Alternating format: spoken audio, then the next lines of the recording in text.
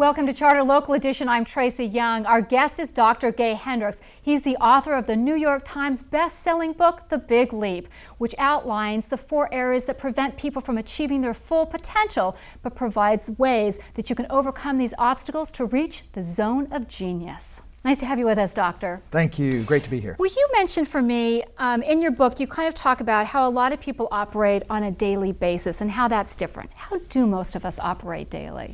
Well, we've worked with about 20,000 people, my wife and I, and one of the things that people tell us after they've done some of the work is that they feel like they've awakened from a kind of a semi-bad dream they've been in. And for a lot of us, I think life is like being inside a dream that we don't have much control over, but it's not that great a dream. And so one of the things that we talk a lot about is how to wake up from that kind of trance that many of us get into where we're not using our full potential.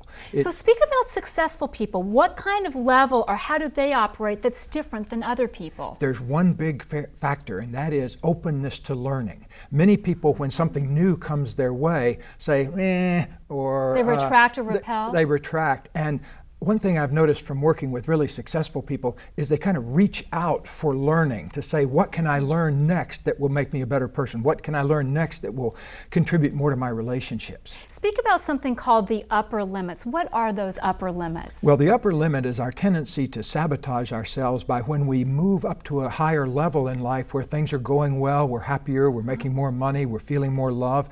We'll often do something to mess up and bring ourselves back down to a lower level of positive energy. And so that's what I call the upper limit problem, because all of us have it in there to a certain extent. And what we need to do is move ourselves through that upper limit so that we can live in that zone of genius.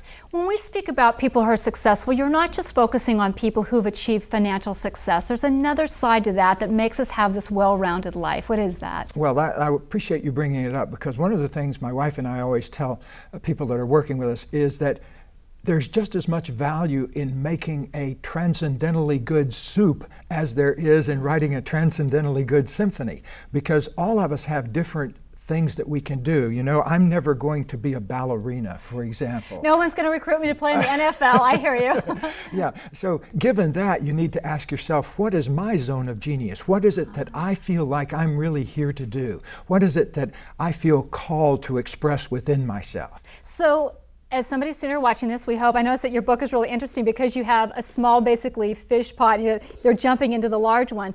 How do we actually leap into that zone of genius so that we're living in a different life that's unique to us, so we're basically just tapping into what our natural potential is?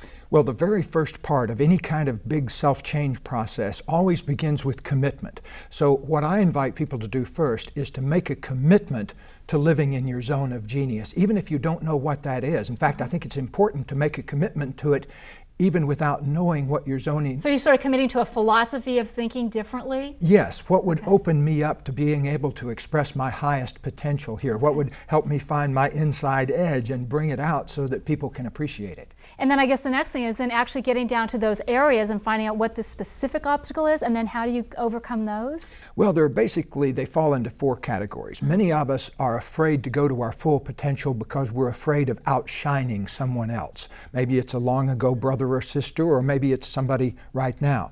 Many of us are also afraid to go to our full level of success because we're afraid if we do that, it will expose fundamental flaws that we feel we have inside of ourselves. So we just have to look and see what we can find. Right, so this is really about just discovering basically what's inside of us and achieving the best we can with sort of what God gave us. Absolutely. Coming to our full potential. All right, thank you so much for being with us, Doctor. Nice to have you with us. Thank you very much. For Charter Local Edition, I'm Tracy Young. Now back to CNN HLN.